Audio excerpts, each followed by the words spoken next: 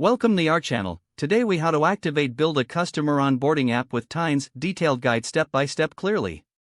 To activate and build a customer onboarding app with Tines, start by creating an account on the Tines platform. Once registered, log into your Tines account.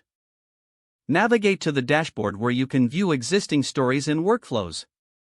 Click on the Create New Story button to start a new project. In the Story Editor, select Actions from the panel on the left side. Choose the webhook action to initiate your onboarding process. Set up a webhook URL to receive customer data. Configure the webhook to collect fields such as name, email, and product preference. Next, add a transform action to format the incoming data as required.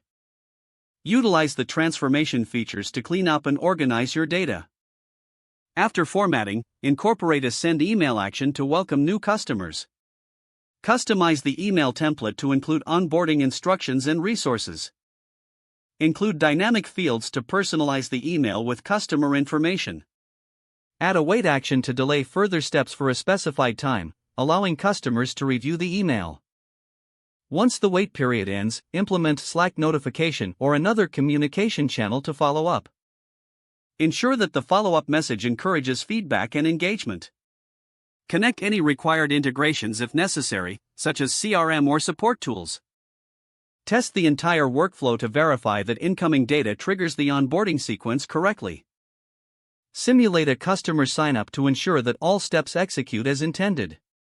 Once confirmed, publish your story to make it live.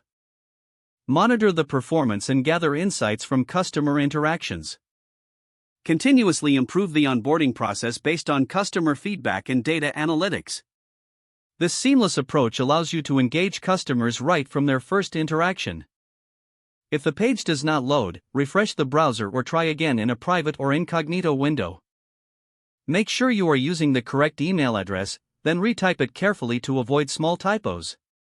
If your password is not accepted, use the reset option and create a new strong password you can remember. Check your spam folder for verification or security emails, then complete any requested confirmation steps.